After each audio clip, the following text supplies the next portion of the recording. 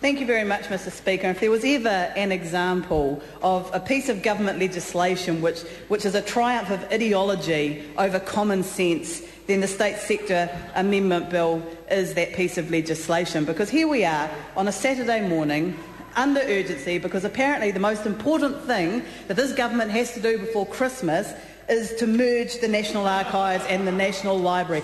God forbid that we should go into 2011 without having merged the National Archives and the National Library. I hate to think what that would mean for the economy of this country and the people of New Zealand, Mr Speaker. And I think that this shows that the priorities of this government, they have the people of Aotearoa New Zealand at heart. It was time for a change, time absolutely for a change in the way we manage our library and our archives. And Mr Speaker, this merger of National Archives and National Library absolutely defies belief, because it was only 10 years ago that we separated them out because of all the problems that they were having when they were being administered by Internal Affairs and the Ministry of Education. National Archives, interestingly enough, I think there's quite a lot of correlation between this national government's attempts to rewrite history and their desire to see a running down of the role of the National Archives. Because the National Archives does play a key constitutional role in New Zealand. It ensures that the documents of government are retained and are available for scrutiny by the people of New Zealand. Should we really be surprised that the national government, this national government, which has shown no respect for the processes under the Official Information Act, we put our Official Information Act requests into government, they come back late, they refuse to release anything. If they're forced to release anything, you get all these blank pages and things crossed out because they don't want the people of New Zealand to know that the advice that they've been getting from their officials shows that the path we're on is not good for our country. And so I don't think we should really be particularly surprised that they would like to undermine the role of the National Archives. Makes it a lot easier for John Key and his team to rewrite history, as they've tried to do many, many times already. This bill, Mr Speaker, will result in the Chief Archivist and the National Librarian being nothing more than third-tier managers in the Department of Internal Affairs. And you have to ask, when these are roles that require independence, how can the Chief Archivist and the National Librarian remain independent when they are beholden to a chief executive above them and more level managers above them, far more to a minister than ever before? And let's ask ourselves, what was the mischief that we were trying to solve here? Both of these, and members all across the House have sat on select committees where both these entities have come before for their financial reviews. Both of them are very, very well run. They're very efficiently run. They get very good reports from audit and from select committees. So these are not organisations that were in trouble in any way. These are not organisations that were underperforming. The cost savings that the government have been trumping are simply not there. And one of the things government ministers have been saying is, well, if we bring them together, then this big ICT project we have, which is the digitalisation of all this information, will be easier. Well, according to people who actually know about this, they've said that digitalisation is doomed to fail because of the complexity of this merger and because of the way the new entities will be set up. That in fact, that ICT project is actually under threat from this merger. So why are we doing this? Other than blind ideology, and a feeling that, well, we just hate government departments and we hate these nameless, faceless bureaucrats, despite the fact they're preserving our history for future generations of New Zealand. We have no plan for our economy. So what instead we'll do is we'll say, oh, hey, aren't we great? We fired a whole lot of people in the state sector. Aren't we doing a really good job? Look at us managing the public funds properly, even though there are going to be no savings from this, even though it puts at risk very expensive projects which have been ongoing for a long time. And more importantly, it undermines the very independence of these two roles, which constitutionally we should be protecting in this House.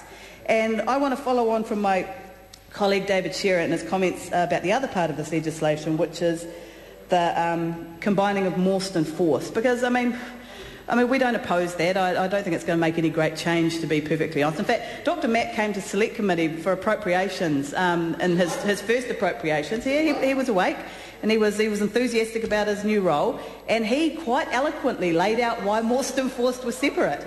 We remember talking about Mawston Force. Well, Dr Matt very eloquently pointed out that Mawst is the ministry, it provides policy to the government, it's government-facing, he told us.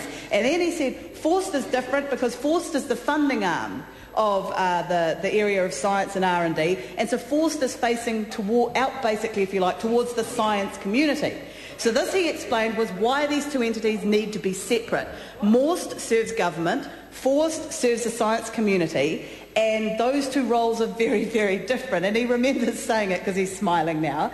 So I wonder why, given how eloquently he professed at Select Committee that these two entities needed to remain separate, all of a sudden we're combining them for no apparent benefit. There's not going to be any cost savings for at least 7 years.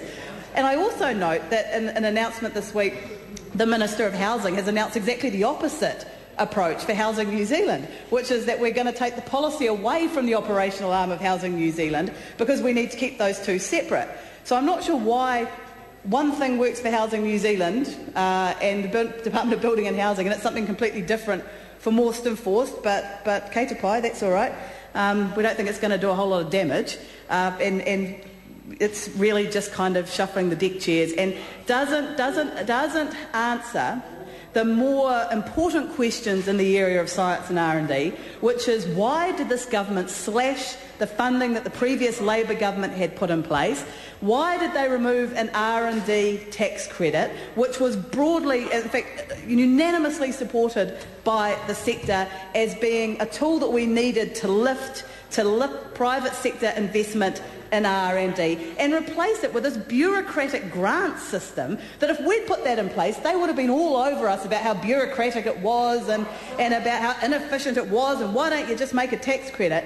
But they couldn't accept that it was a good idea and it was Labor's idea when it came to R&D. And Bill English has always had a funny thing about tax credits. He gets wound up about it. And that's right, and scientists. And he's anti-science, that's all right, perhaps.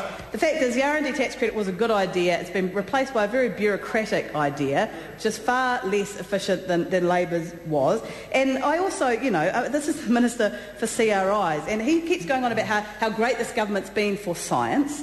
And I just want to know whether he would say that to my friends who I went through university with, that's right, they're far too many, who I went through and did science at university with, who've been laid off from Crown Research Institutes under this government, apparently the great government of science, because of funding cuts. And this is, Minister Tony Ryle is in charge of this piece of legislation, and the other thing that he doesn't talk about is a lot of those funding cuts in science have come through health cuts, because a lot of scientific research is carried out under funding from the Ministry of Health. And I know many people who have lost their jobs. These are highly qualified scientists, not to mention the science advisors that we also fired and have all gone overseas to help our... Science Minister will get laid off. Well, quite possibly. Who knows? So this has not been a government that's good for science, and here we are, merging Mawston Force. That's fine. It won't do an awful lot, I don't think. It's not going to result in cost savings. It's not going to result in better outcomes for science. You have to wonder why we're doing it. And I'm only taking that from the Minister himself, who absolutely convinced me at Select Committee in 2009 that this was not something that government should be doing, that Mawston Force carried out two very different roles. So I took that from Wayne, the Honourable Dr Wayne Knapp. But I come back to the core part of this legislation, which is the absolute ridiculousness of trying to merge the National Archives and the National Library. Maybe we shouldn't be surprised. This government has shown absolutely no respect for libraries and librarians and the role they perform. The school library service, which they cut, that means that if you live in provincial New Zealand and you used to have access to someone from National Library who could make sure that those children growing up in the provinces get the same access as those children growing up in the cities, well, that's gone. They got given, guess what? Oh, an 0800 number.